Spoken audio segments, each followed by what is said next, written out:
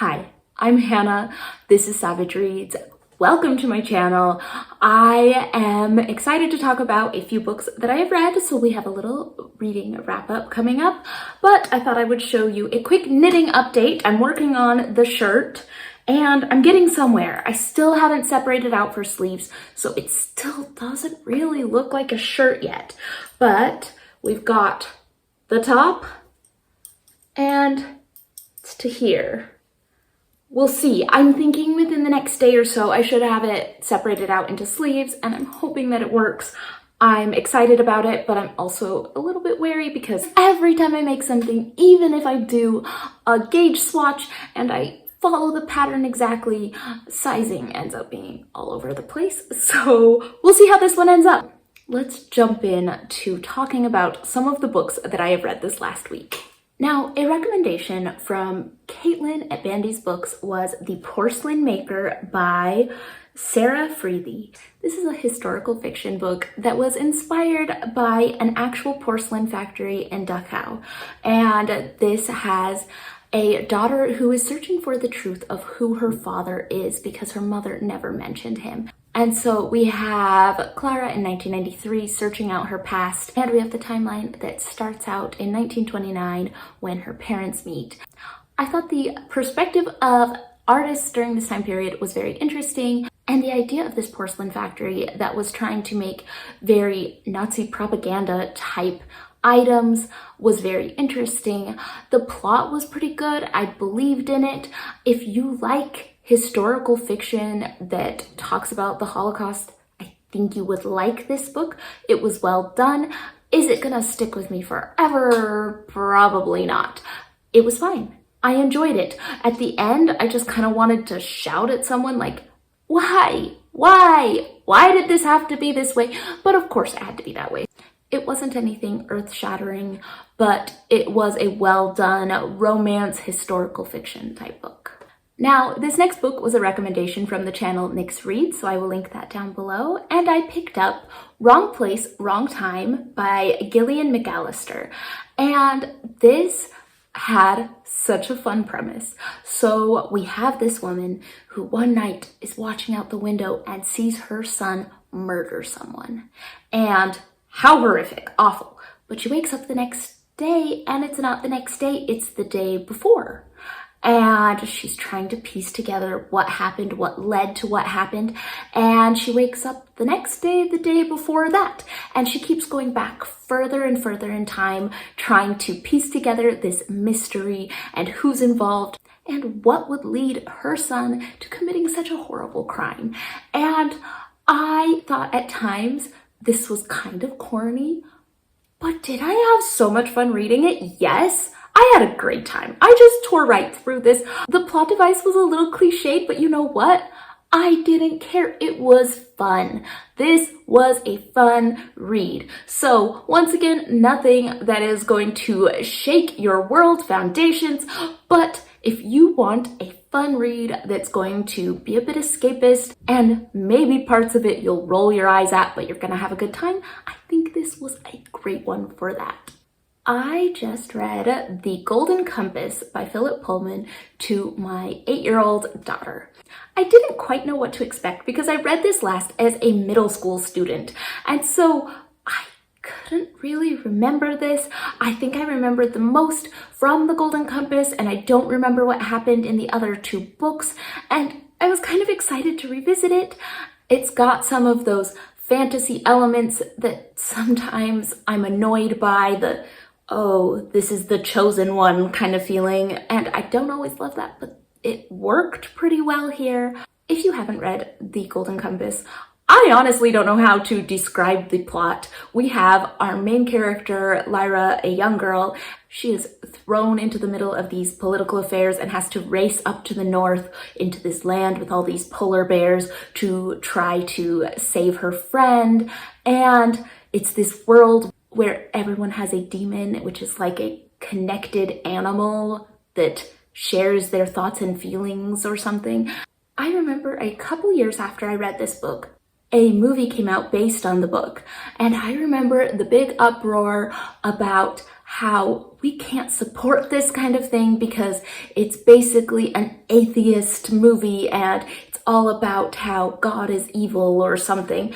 And maybe it happens in the other books, because this first one, in fact, I felt like was the other way around, probably more faith promoting, maybe anti-religions that are actively hurting people, but like I thought that it was kind of faith promoting in a lot of ways, and if you wanted to read it from a religious perspective. And so it was interesting going back and reading it as an adult and remembering that controversy and thinking, is this the book everyone was worried about for a little while? So we'll see, maybe it will all turn out to be that way in the next couple books.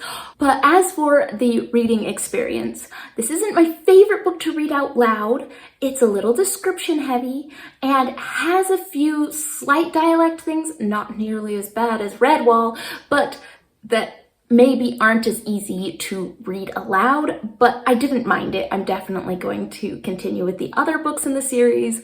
And as for the age appropriateness, my 8-year-old and my 4-year-old were really involved in this book.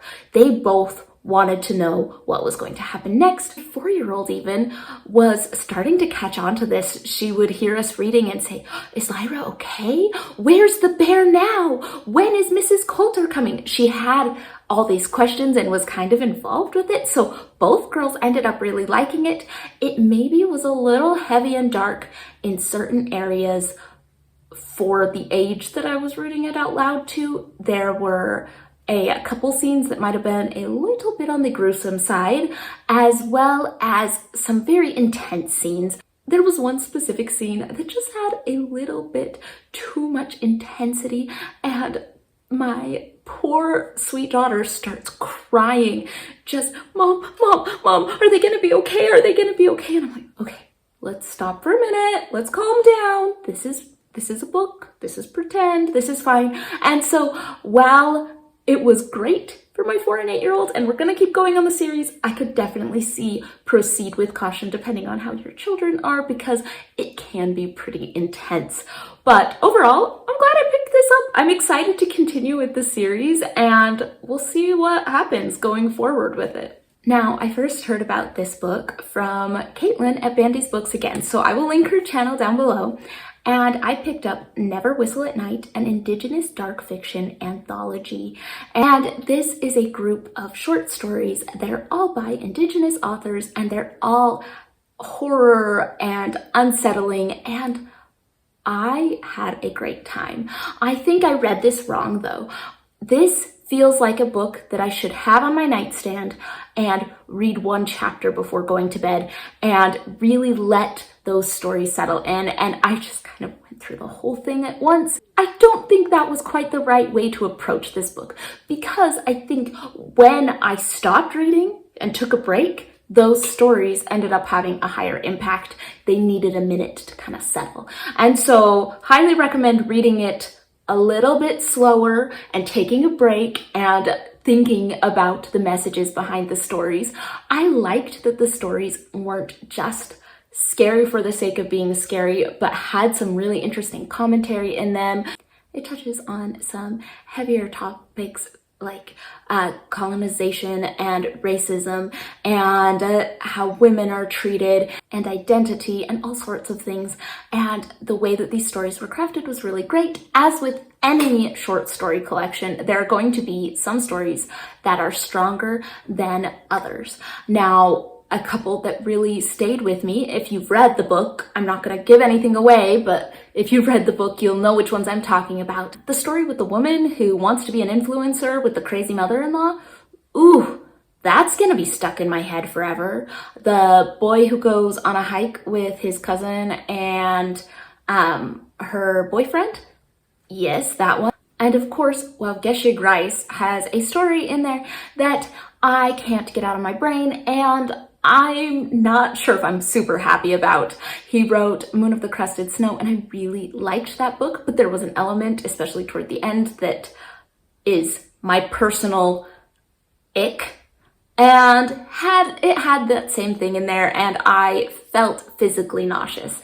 And so that wasn't my favorite, but including that, it ended up being a really good short story collection, so I'm really glad that I picked this one up. I do recommend it. Of course, it's not a 100% I recommend every single thing written in this. I think just overall, it is a really great short story collection. And that is what I have read the past week or so. If you have any thoughts on these books, please let me know in the comments down below, and I will be back soon with another book wrap up.